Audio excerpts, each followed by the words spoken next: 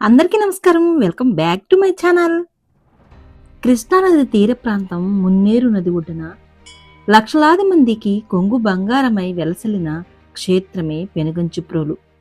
ఇక్కడ అమ్మకు సమర్పించే పసుపు కేవలం పసుపు మాత్రమే కాదు, అది ఆ తల్లి మహిమ. పెళ్లి కాని వారికి కళ్యాణ యోగం, పిల్లలు కావాలనుకునే వారికి సంతాన యోగం ప్రసాదించే తల్లే ఈ లక్ష్మీ తిరుపతమ్మ. ఒక సామాన్య స్త్రీ నుండి ఒక మంచి ఇల్లాలు, ఒక మంచి పతివ్రత అత్తగారింటి ఆరెళ్లను సైతం అనుభవిస్తూనే కట్టుకున్న వాడి కోసం యోగాగ్నిలో దూకిన శ్రీ వెంకటేశ్వర స్వామి పరమభక్తురాలి కథ. ఇది కథ మాత్రమే కాదు, అగ్నిసాక్షిగా నిలిచిన శ్రీ తిరుపతమ్మ తల్లి చరిత్ర. మనిషిగా జన్మించి వారి మధ్యనే తిరిగి పవిత్రమైన జీవితాన్ని గడిపి దేవతలుగా పూజలందుకుంటున్న క్షేత్రాలు ఉన్నాయి. అలాంటి మహిమానితమైన క్షేత్రాల్లో పెనుగంచిప్రోలు తిరుపతమ్మ తల్లి క్షేత్రం ప్రత్యేకమైనదిగా కనిపిస్తుంది. ఈ క్షేత్రం కృష్ణా జిల్లా జగ్గయ్యపేటకు సమీపంలో విరాజిల్లుతున్న ప్రధానమైన దైవమే శ్రీ తిరుపతమ్మ తల్లి దివ్య పవిత్ర స్థలం. ఇప్పుడు అమ్మవారి అసలు చరిత్ర తెలుసుకునే ప్రయత్నం చేద్దాం. శివరామయ్య దంపతులు గొప్ప ఐశ్వర్యవంతులు. వారికి ధనానికి లోటు లేదు. పాడి పంటలు సమృద్ధిగా ఉన్నా ఒక్కటే లోటు, అదే సంతానలేమి. సంతానం కోసం దర్శించిన దేవాలయమే లేదు, మొక్కుకోని దేవుడే లేడు. చివరికి తిరుమల వెంకటేశ్వర స్వామి ఈ దంపతులను అనుగ్రహించారు. స్వామివారి అనుగ్రహం వలన రంగమాంబ ఒక శుభముహూర్తంలో చక్కటి ఆడబిడ్డను జన్మించింది. ఆ స్వామివారి పేరు కలిసి వచ్చేటట్లు లక్ష్మీ తిరుపతమ్మ అనే పేరు పెట్టుకుని అల్లారుముద్దుగా పెంచుకోసాగారు ఆ దంపతులు. తిరుపతమ్మ తల్లి కూడా ఏకసంధాగ్రాహి. చిన్నప్పటి నుండే రామాయణం, మహాభారతం, వేదాలను నేర్చుకోవడమే కాకుండా అవన్నీ ఇరుగు పొరుగు వారికి చెప్పేవారు ఆ తల్లి. దేవతలకు అవసరం వచ్చినప్పుడు గంగాజలంలాగా ఎప్పుడూ దయగల తల్లి ఈ తల్లి. శబ్దాన్ని గౌరవిస్తుంది. అందుకే ఆమె భూమికి వచ్చినప్పుడు సప్త సరోవరాలుగా విడిపోయిందని. దయ అంటే ఆ గంగమ్మదే. అలా చిన్ననాటి నుండి ఆ తల్లి అందరి మన్ననలు కలిగి మంచి ప్రవర్తనతో నడుచుకునేది. అలా చూస్తుండగానే యుక్త వయసుకు వచ్చింది తిరుపతమ్మ. ఆమె వివాహం పెనుగంచిప్రోలుకు చెందిన తిరుపతమ్మ తల్లి మేనమామ కాకాని కృష్ణయ్య కొడుకు కాకాని గోపయ్యతో జరిగింది. తిరుపతమ్మ తల్లి అత్తవారింటికి అడుగు పెడుతూనే పెద్ద ఎత్తున చీర, సారెతో పాటుగా ఒక గోమాతను తెచ్చుకుంది. కాపురం వినయ విధేయతలతో, భర్త పట్ల గౌరవం, ప్రేమతో, ఇరుగు పొరుగు వారి పట్ల దయతో, దైవం పట్ల భక్తితో అత్తవారింట్లో కాలాన్ని గడపసాగింది తిరుపతమ్మ తల్లి. తిరుపతమ్మ తల్లి భర్త అమాయకుడైనా చాలా ధైర్యవంతుడు. తల్లి ఏ క్షణాన అడుగుపెట్టిందో కాని సిరి సంపదలకు లోటు లేదు. అవన్నీ వృద్ధి చెందాయి. పాడి పంటలు అభివృద్ధి చెందాయి. అమ్మ సత్ప్రవర్తన, మాట తీరు చూసి గ్రామ ప్రజలందరూ ఈమె సాధారణమైన స్త్రీ కాదు, ఆ వెంకటరమణుడు వరమేనని భావించేవారు. తిరుపతమ్మ తల్లి వెంకటేశ్వరునిపై అచంచలమైన భక్తి, కర్మ, జ్ఞాన, వైరాగ్య యోగాల వల్ల అటు పుట్టింటికి ఇటు మెట్టింటికి ఆ చుట్టుపక్కల ప్రాంతం మొత్తానికి గొప్ప కీర్తి నిలబెట్టడంతోనే కాక ఆమె పైన భక్తిభావం ప్రజలకు రోజురోజుకి పెరుగుతుంది కానీ ఏమాత్రం తగ్గలేదు. ఇక మొదలైంది అత్తగారికి తోడికోడలికి ఈర్ష్య ద్వేషాలు. ఆ తల్లి అంటేనే వారికి ఏమాత్రం నచ్చడం లేదు. ఇక ఎలాగైనా తిరుపతమ్మ తల్లిని కష్టాలకు గురి చేయాలని నిర్ణయించుకున్నారు వాళ్ళిద్దరూ. అత్తగారు అమ్మ పట్ల క్రూరంగా ప్రవర్తించినా తల్లి గురించి భర్త గోపయ్యకు ఎప్పుడూ చెప్పలేదు. దానికి బదులుగా కర్మయోగాన్ని ధైర్యంగా, చాలా ఓపికతో, సహనంతో భరించింది. తిరుపతమ్మ తల్లి తన కుటుంబంతో సంతోషంతో ఉన్నంత కాలం ఆ ఊరు పాడి పంటలతో వర్ధిల్లింది. ఎప్పుడైతే అమ్మను కష్టపెట్టడం మొదలు పెట్టారో అప్పటి నుండి పెనుగంచిప్రోలు ప్రాంతంలో అనేక మార్పులు రావటమే కాక కృష్ణా ప్రాంతంలో కరువు వచ్చింది. ఆవులు మేయటానికి పచ్చిక బయళ్ళు లేకపోయాయి. కాని విధి ఎప్పుడు భక్తులకు మాత్రమే కష్టాలను పెడుతుంది. ఆ సమయంలో గోవులను బతికించుకోవడానికి గోపయ్య ఉత్తరం వైపున్న అరణ్యానికి అనగా భద్రాచలం వైపు వెళ్లవలసి వచ్చింది. అదే అదునుగా భావించి తోడికోడలు చంద్రమ్మ అత్తగారి మనసును పూర్తిగా మార్చేసింది. ఇదే తల్లిని సాధించడానికి మంచి సమయం అనుకుని అమ్మ చేత గొడ్డు చాకిరీ చేయించుకున్నారు. తిండి కూడా పెట్టేవారు కాదు. తిట్టిన తిట్టు తిట్టకుండా తిట్టారు. జుట్టు పట్టుకుని బయటకు ఈడ్చారు. ఏ రోజు అమ్మ ఎదురు తిరిగి మాట్లాడలేదు. తిరుపతమ్మ తల్లికి పరీక్ష కాలం మొదలైంది. ముగ్గురమ్మల అంశతో పుట్టిన అమ్మ పెద్దక్క జ్యేష్ఠాదేవి మాయకు పడిపోయింది. అమ్మ శరీరం బలహీనం కావడంతో ఆ కాలంలో ఎవరూ నయం చేయలేని అంటువ్యాధికి కుష్ఠవ్యాధి సోకింది. అది దైవ పరీక్షో కాలమహిమో కాని అమ్మ అత్తింటి వారు కనీసం పట్టించుకోకపోగా నీకు ఈ ఇంట్లో పని లేదు అని అమ్మను పశువుల పాకలో పడేశారు. అమ్మ పశువుల పాకలో ఎన్నో కష్టాలు పడింది.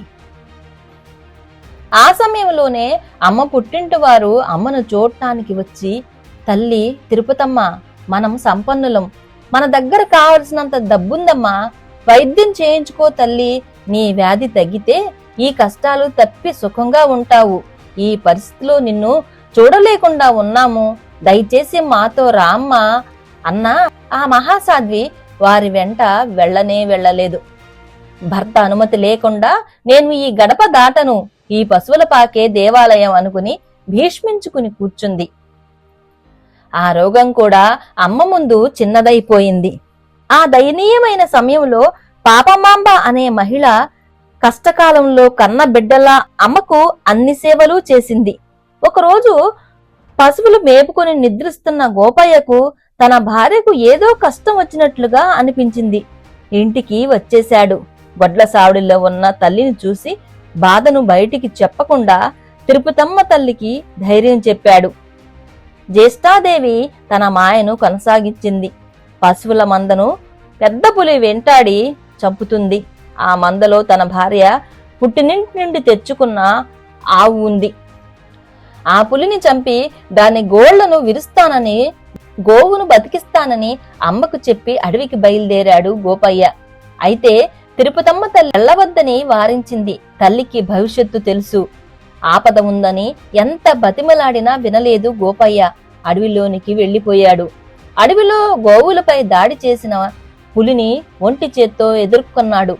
ఎంత పోరాడినా శని ప్రభావం వలన అక్కడికక్కడే మరణించాడు. గోపయ్య మరణ వార్త ఎవరు చెప్పకున్నా తన దివ్య దృష్టితో తెలుసుకుంది తల్లి. అప్పటిదాకా ఉన్న అమ్మ వ్యాధులు, బాధలు అన్నీ నయమైపోయాయి. దైవత్వం ఉప్పొంగి రగిలిన అగ్నితో ఒక శక్తి స్వరూపిణిగా మారిపోయింది తిరుపతమ్మ తల్లి. తన భర్త ఇక తిరిగి రాడు అన్న విషయం తెలుసుకుని తన ఊరి పెద్దలకు కబురు పెట్టింది. వారు వచ్చారు. పెద్దలారా, నా భర్త ఒక ప్రమాదంలో మరణించాడు. వారు లేకుండా నేను బతికుండలేను. సతీ సహగమనం చేస్తాను, అన్ని ఏర్పాట్లు చేయండి అని గ్రామ పెద్దలకు చెప్పింది తిరుపతమ్మ తల్లి. కాని వారు ఇది ఒప్పుకోలేదు. పురాణ కాలం కాదు, నీవు కేవలం మానవ మాతృరాలివి, సతీ సహగమనానికి మేము ఒప్పుకోమంటే ఒప్పుకోమన్నారు. కొద్దిసేపటికే వారందరికీ దృష్టి మందగించింది.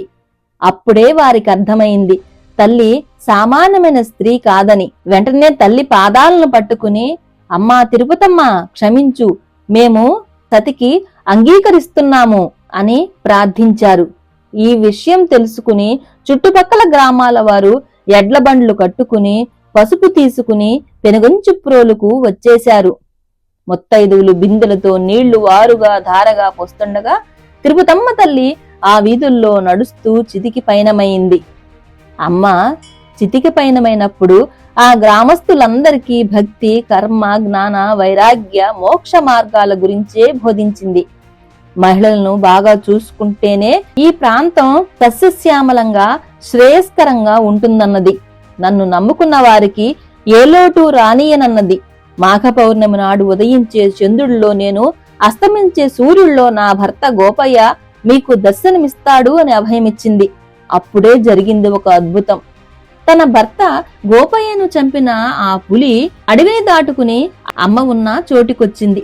అందరూ భయంతో వణికిపోతుంటే ఆ క్రూర మృగం తిరుపతమ్మ తల్లి ముందు సాష్టాంగ నమస్కారం చేసి తను చేసిన పనికి ప్రాయశ్చిత్తంగా గోపయ్య చితి పక్కనే తన ప్రాణాలను విడిచింది. ఎటు చూసినా జనమే జై తిరుపతమ్మ, జై గోపయ్య స్వామి అంటూ నినదించారు. తిరుపతమ్మ తల్లి సతీ సహగమనం చేసే ముందు తల్లి మహిమ తెలిసిన గ్రామస్తులు మా ఊరు కోడలుగా వచ్చి ఊరికే పేరు తెచ్చిన గొప్పతనం భావితరాలకు ఎలా చెప్పుకోవాలమ్మా అని అడిగారు. అమ్మ బదులుగా, నాయనలారా, ఈ నాటి 3వ రోజు చితిలో నా మంగళసూత్రం, పసుపు కుంకుమలు, పట్టుకొంగు, నా భర్తది నాది మూర్తులు లభిస్తాయి. వీటిని మీరు ప్రతిష్ఠించండి. మేము భక్తులను అనుగ్రహించి రక్షిస్తాము అని అమ్మ చెప్పింది.